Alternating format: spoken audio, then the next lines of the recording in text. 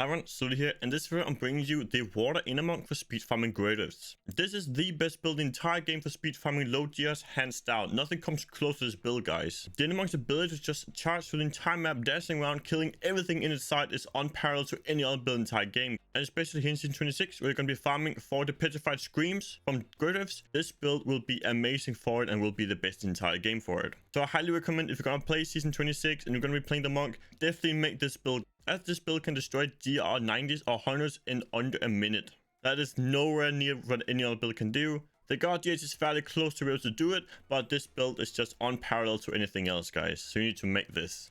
So playstyle wise, it is very simple. All we're doing is we are keeping our Epiphany and our Serenity on cooldown, basically making us immortal, and then we are just dashing around. When you find an elite, you want to cyclone on it to proc our bracers we have in the cube. And of course, we also want to hit it a few times, our Blazing Fist, just to get the attack speed from that. And then besides that, we're just clicking our Mr. Ally once in a while just to make sure that they stay in waveform.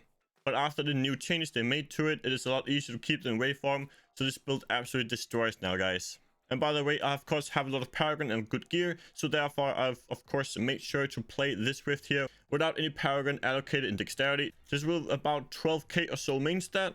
So it shouldn't be a problem at all getting to this level so you can speed farm 90s, guys.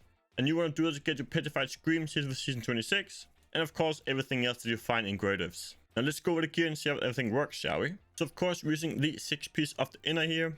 Basically giving a ton of damage to your Mystic Allies. And you're going to have a total of 10 of them out. Currently, we have 2 of them. But basically, you have 10 of them out. And when they're in our waveform, which they are now, they do a ton of damage. So basically, what we want to do is we want to charge around, make sure they are in waveform, and then attacking all the monsters that are close by to us. The entire playstyle is finding the elite, of course, with your dash, cyclone on them, just to make sure that you proc your braces, our balance of lesser guard, hit them a few times to get our wave thunder fist to get attack speed from this, and it's all about just having your Mystic Allies out so they actually hit the target and destroy them. In terms of the weapons here, Indium here, basically you can dash around all the time, get one with at least 9 or 10 seconds cooldown here in the secondary, and after that you want to roll it with cooldown reduction and percent damage.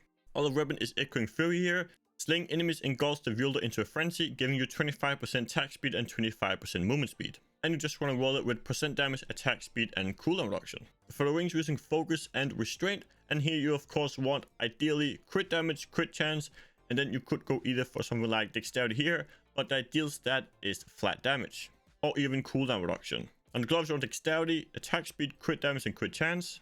Shoulders get dexterity, vitality, cooldown, and Mystic Ally damage. And the helmet get dexterity, vitality, crit chance. And we are targeting with a cooldown reduction gem.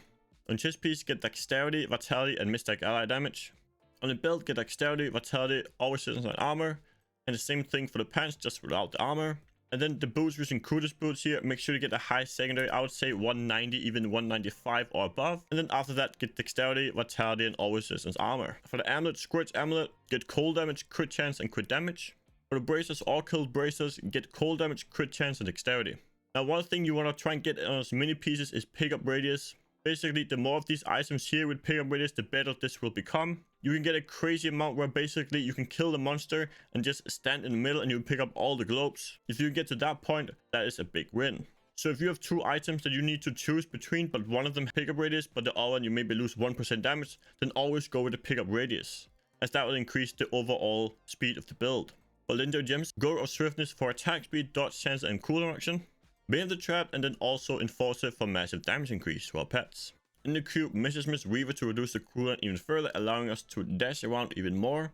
After this, a god, enemies hit by Cyclone Strike take 200% increased damage from Mystic Allies. So when you are dashing through the rift, only really worry about applying this to the elites or big monsters. All the small monsters should just die by you passing by them. So only worry about the elites and trying to cyclone them. And of course, Ring of Royal Grandeur to allow us to have the 2-piece all killed, 5-piece inner, and get the full effect of both sets. In terms of spells, Wave Thunder Fist with Blazing Fist for attack speed. Mystic Ally, Water Ally, our big damage source here. Cyclone Strike Implosion to pull monsters in, and of course also to proc up Bindings of the Lesser God. Serenity Ascension, basically this along with Indium allows you to use it almost all the time, basically making you immortal and you can just run through everything. Gives you a ton of squirt up time, and you can also just run through Molten and Grotesque and everything like that. Dashing Strike with Quicksilver, so you get 3 charges so you can dash even more.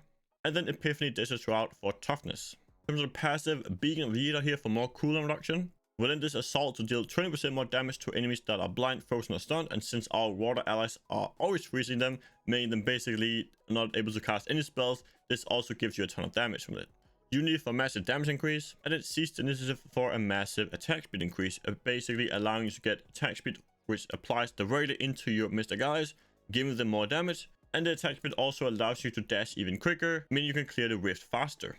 Now, if you're really early in the season and you're struggling with damage, or you would like to go higher instead of doing 90, you want to do maybe 100s or 110s, basically just swap to this setup here you see on the screen now, and this will give you more damage. The only thing really swapping out is you're swapping the weapons to the inner Diablo, and of course then Indium in cube, and then Witching Hour on, and then of course swapping the Gogok for Brave the Powerful. Basically, this change here allows you to go up about 5 or 10 tiers. Of course, a bit slower, but it is an option if you want to go a bit higher, in case you need to level some gems or whatnot.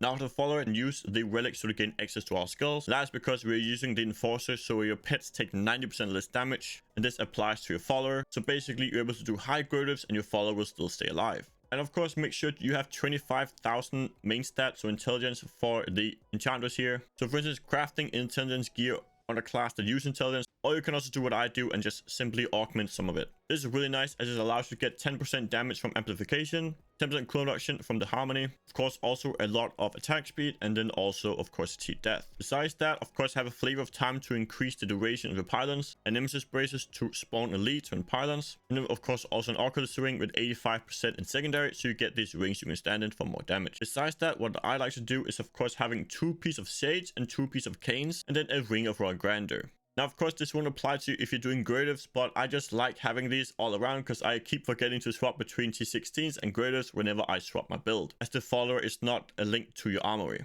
So I usually just have this on all the time. If I'm doing T16s or gratives or pushing, just have this on all the time. It doesn't make a big difference all around. But you can, of course, also put on a Creech Flame instead of the Ring of Royal Grandeur if you are doing gratives or pushing, as it might allow you to get a bit more resource. And of course, also try and make your follower as tanky as possible.